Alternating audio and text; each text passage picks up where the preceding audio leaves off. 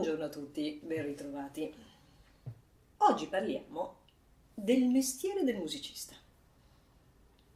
Però lo analizziamo nei tempi andati, il musicista di corte in particolar modo. Partiamo da come vediamo noi il musicista. Noi abbiamo ancora un retaggio più romantico. La musica, il musicista, l'artista in assoluto è ciò che noi ci portiamo ancora come bagaglio dall'epoca romantica, questa visione di l'arte, qualcosa con la A maiuscola, qualcosa in più degli altri.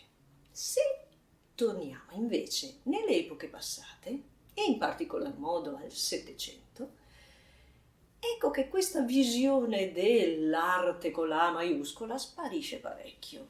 Il musicista era un artigiano, era considerato un artigiano e il suo materiale, quindi i suoi attrezzi con cui lavorava erano appunto i suoni, gli strumenti e il prodotto era la musica. Come viveva il musicista per riuscire a guadagnare, a vivere dignitosamente, doveva andare al servizio di qualcuno, possibilmente qualche nobile importante e famoso, e anche che fosse un nobile che amava la musica e magari ne capisse anche qualcosa, era anche importante. Noi analizziamo un musicista, o perlomeno usiamo questo musicista che è Franz Joseph Haydn, per cercare di capire proprio questo mestiere, la musica di quel periodo e come avvenivano i rapporti tra il nobile, quindi il committente, e il musicista. Franz Joseph Haydn è un musicista perfetto, o perlomeno è l'immagine classica del periodo classico, cioè il Settecento. Viene chiamato proprio un classico viennese, lavora, opera in Austria, nasce in Austria e lavora per tanto tempo alla corte degli Esterasi, questi principi. Questo principe era molto legato al suo musicista di corte, però era pur sempre un dipendente, o perlomeno un servitore, perché all'epoca il concetto di dipendente non era ancora proprio in un'ottica normale. Tenete presente che molto spesso proprio la situazione, proprio la fascia di servitù legata alla musica era una fascia piuttosto bassa all'interno della corte. Prima, come gradino di importanza, c'era la parte della cucina. Poi veniva la sezione della musica. Quindi, inevitabilmente, con la cucina si mangia, con la musica ci si sollazza, ma non si mangia. Nel caso del nostro Franz Joseph Haydn abbiamo una visione proprio del musicista però rispettato. Tutto sommato anche particolarmente messo in evidenza dal principe Esterasi.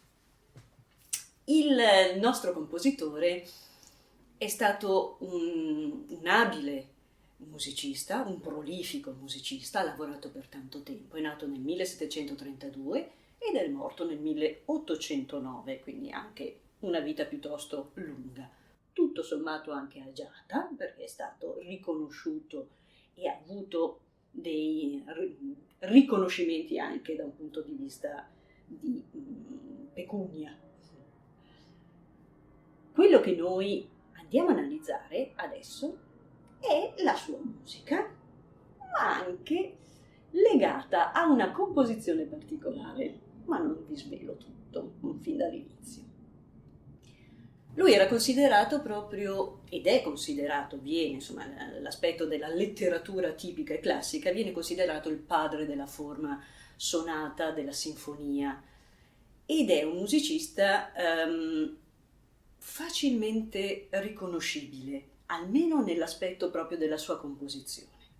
Noi prenderemo una sinfonia, in particolar modo la sinfonia numero 45, ha anche un altro titolo, ma ve lo spiego dopo. E andiamo a prendere il quarto movimento. Il quarto movimento che è la parte conclusiva. Inizialmente lo andiamo a sentire per analizzare come erano i temi, le melodie di quell'epoca. Il quarto movimento, come vi ho detto, è la parte finale e qui il musicista all'inizio presenta al pubblico l'idea musicale, diciamo, principale di chiusura. Ce l'ascoltiamo e poi ci ritroviamo qui.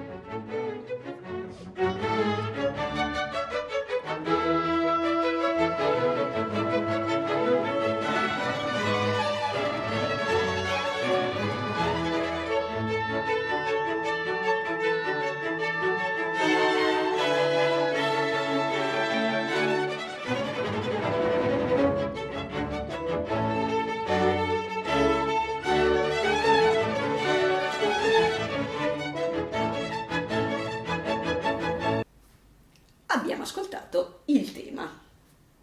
Il video che avete visto ve l'ho scelto anche per un'altra particolarità. Se avete notato, i musicisti hanno vicino al leggio anche una candela. Allora, questo fa parte della scenografia della parte conclusiva di questa sinfonia. Adesso spieghiamo l'altro aspetto.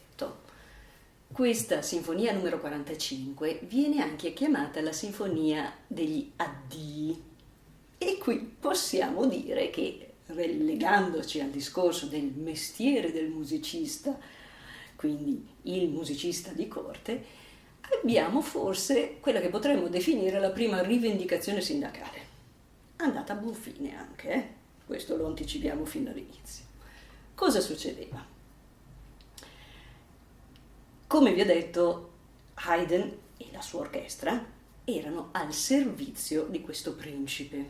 Il principe fa e dispone di tutta la sua servitù, quindi a corte utilizza, dà le indicazioni, se vuole un brano il compositore di corte deve eseguirlo, deve comporlo, deve insegnare se il nobile è anche un musicista, deve suonare insieme se gli viene richiesto, insomma è al suo servizio. Se il nobile vuole andare nella sua residenza estiva, prende armi, bagagli, o perlomeno fa prendere armi e bagagli a tutti i servitori e tutti si trasferiscono. Il principe Esterhazy amava molto la sua residenza estiva e soggiornava per tanto tempo, ovviamente con tutta la servitù, compresa l'orchestra.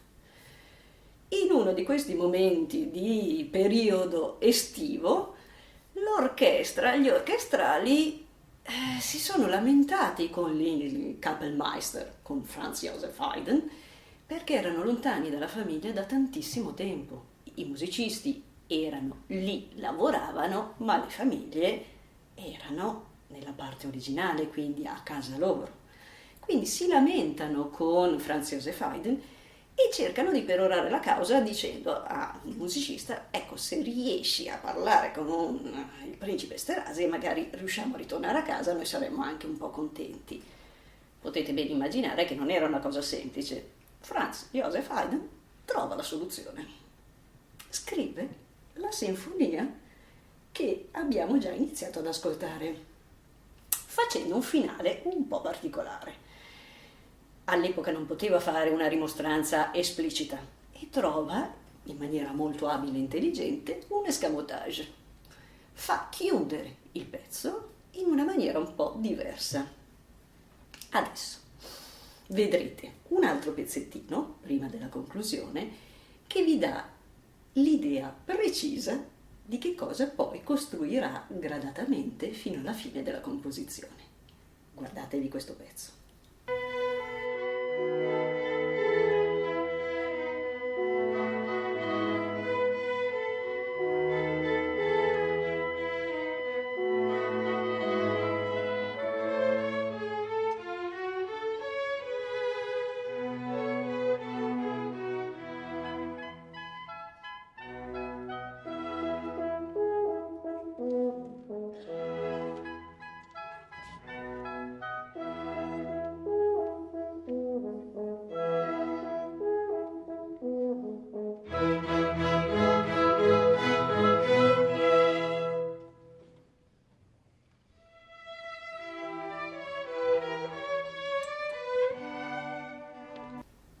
E ci ritroviamo. Allora, avete visto?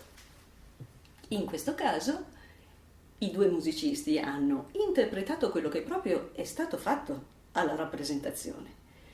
Inizialmente, allora, c'è un effetto proprio sonoro e visivo. Haydn usa il sistema di far sentire prima una frase ai singoli musicisti e questi poi si alzano, spengono la candela e se ne vanno. Avete visto l'oboe e il corno che l'hanno fatto in maniera proprio perfetta, come da letteratura riporta. E questo gradatamente fino alla fine, fino a rimanere due soli musicisti, i due violini, che all'epoca proprio nella composizione originale, nella versione originale erano il Kapellmeister, quindi Franz Joseph Haydn, e il Concertmeister, che era Tomasini, due violinisti. Rimangono da soli, chiudono la composizione e il principe Esterasi capisce l'antifona e concede a tutta la servitù di ritornare finalmente a casa dalle proprie famiglie. Noi adesso ci vediamo un altro video con la conclusione.